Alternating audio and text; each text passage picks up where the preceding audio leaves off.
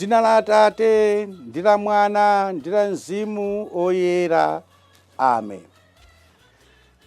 Tikulandireni pano pa utumiki wa Tiyankhuleni Ambuye. Lero ndi tsiku lachitatu pa 22 January, ndipo ndi tsiku lachitatu pa mulungu wachiwiri pa chaka cha chipembedzo.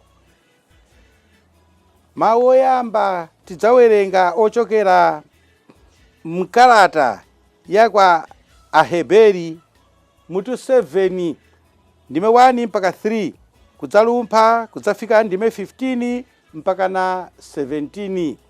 Amene akutiwerengera mawu oyamba ndi Sharon Mbewe, wophunzira pa St. John's Girls Secondary School mu Diocese ya Mangochi.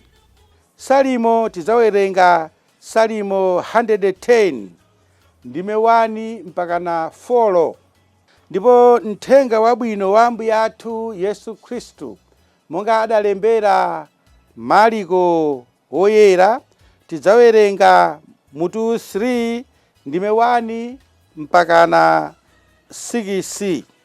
Amene akutiwerengera mawu a mthenga wabwino komanso kutigawira mawu ndi Reverend Father Joseph Kimu, a director a Radio Maria Malawi kuchokera mu Diocese ya Mangochi.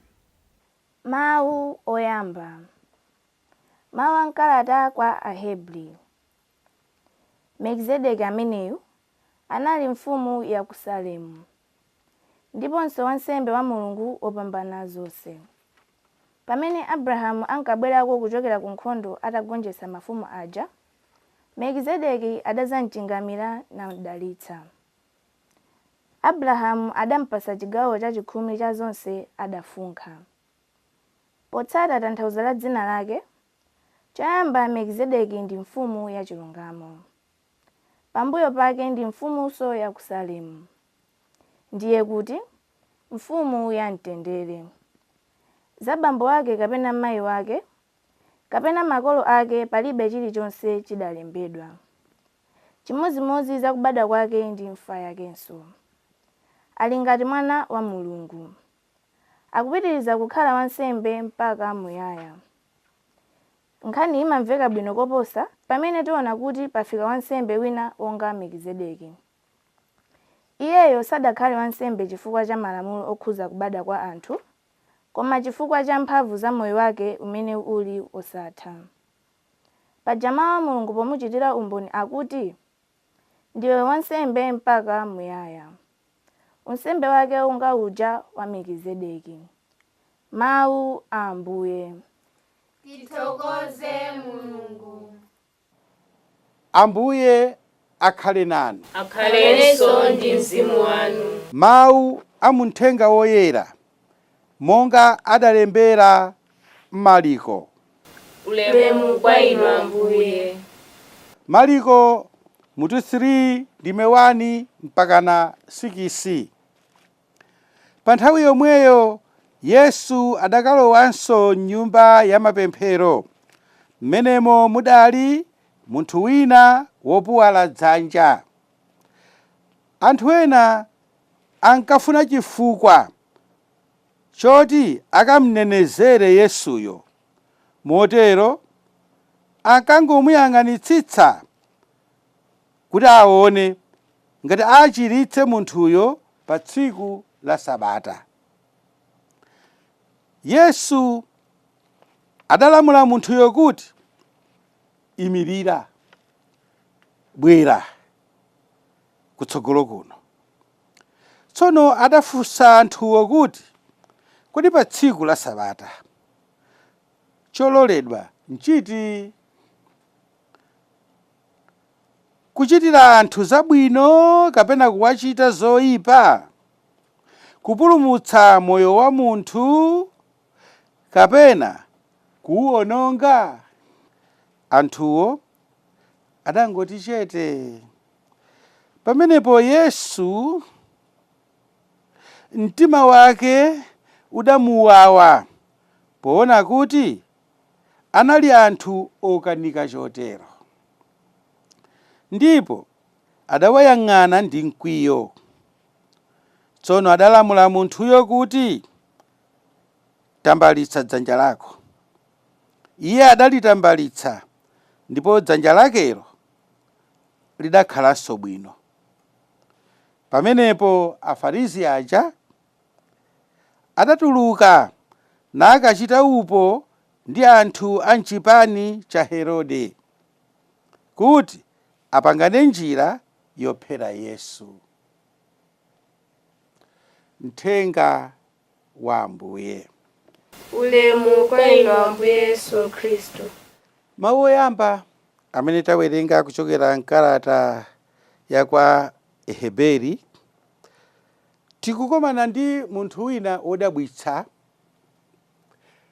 dzina lake Melikisedeki. Akuti analibe bambo, ndipo mabadwidwe ake sanadziwike, koma mkatikati mwa zochitika pakati pa Melikisedeki ndi Abrahamu, komanso mkatikati mwa dzina la Melikisedekiyu, komanso maudindo awiri amene anali nawo, okhala mfumu komanso okhala wansembe, tikuonamo kulosera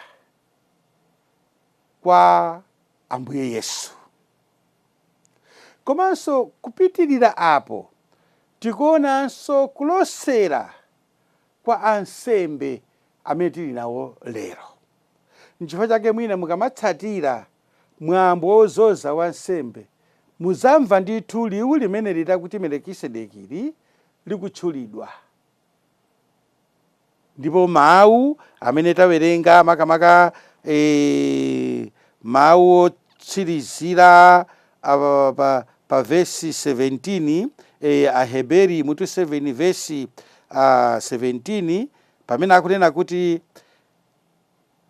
paja mawu a Mulungu pomuchitira umboni akuti, ndiwe wansembe mpaka muyaya, unsembe wake wonga uja wa Melikisedeki. Chabwino, pali zambiri zimene titha kugawana pa mawu amenewa, koma ndingoyesa kuwunikira potsata mawu osiyanasiyana amene atchulidwa okhudza munthu ameneyu otchedwa Melikisedeki. Ndanena tisunge zinthu ziwiri zimenezi, kuti pamene tili kumva za Melikisedeki tikhale ndithu ndi mawu onena kuti amalosera za Yesu, komanso tikhale ndi chithunzithunzi chakuti zimene zikutchulidwa za Melikisedeki zomwezonso ndi zimene Mulungu akuyembekezera kwa ansembe ake, ndi zomwezonso zimene ife tiyenera kuona kuchokera kwa ansembe athu. Chinthu choyamba, Melikisedekiyu akuti anali mfumu ya ku Salemu, choncho anali mfumu. Kachiwiri akuti anali wansembe wa Mulungu wamphamvu zonse, choncho anali wansembe. Tsono chinthu chopatsa chidwi ndi pamene tikumva kuti pamene Abrahamu ankabwerako kuchokera ku nkhondo atagonjetsa mafumu aja, Melikisedeki adadzamchingamira namdalitsa. Tisunge mawu amenewo, anamdalitsa Abrahamu. Ansembe ali ndi mphamvu zodalitsa anthu, ndipo tisamapeneke konse. Kachiwiri, Abrahamu adampatsa chigawo cha 10 cha zonse zimene adafunkha. Ansembe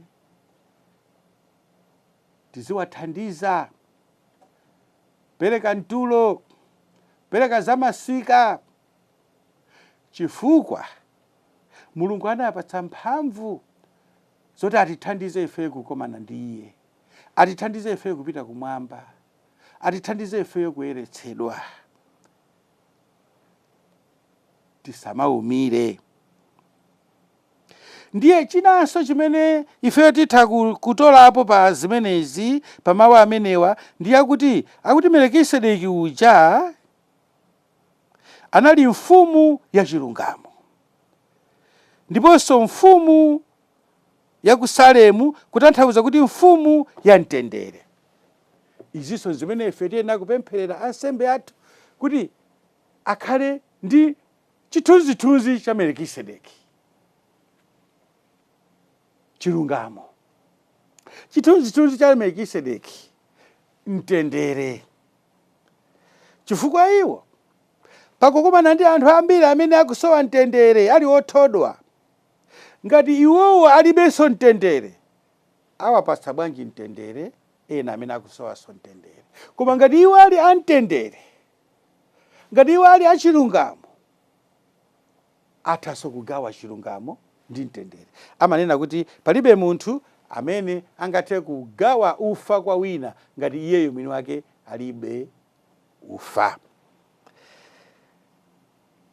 Potsirizira pa nkhani ya Melikisedeki ndikuti wansembe aliyense amakhala wansembe pakana muyaya. Ngakhale asiye unsembe, mwa iyeyo unsembe ulipo.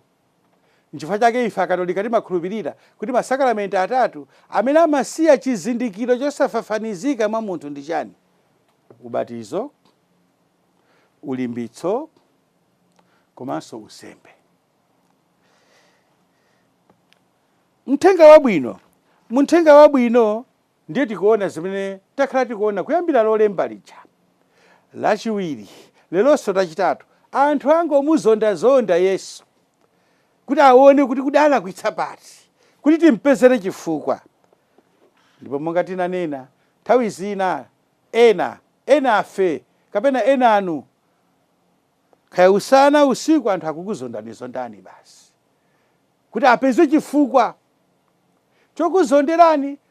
Sikuti mwalakwira, ayi, koma mwauza chilungamo. Cholakwa cha inu kaya cholakwa cha ine, sikuti ndanitukwana munthu kapena ndamunyoza munthu, koma ndanena zoona. Ndiye zomvetsa chisoni kuti pamapeto pakepo akuti Ambuye Yesu anakhala wozondedwa, akuti pamenepo Afarisi aja adatuluka nakachita upo ndi anthu a m'chipani cha Herode kuti apangane njira yophera Yesu. Anthu a Mulungu kuti amene apangane njira yomuphera Yesu. Chomuphera chifukwa chakuti wachiritsa munthu wa dzanja lopuwala, akuti tsiku la Sabata. Wachita chinthu chabwino ndi akufuna amuphe. Ndiye tiyeni tizipemphera, tizapempherera anthu onse amene saopa kulankhula choona, amene saopa kuwalankhulira anthu osauka, amene saopa kulankhula chilungamo, koma chifukwa cha kulankhula kwawo kwa chilungamo lero akusakidwa kuti mpaka naphedwe. Amen.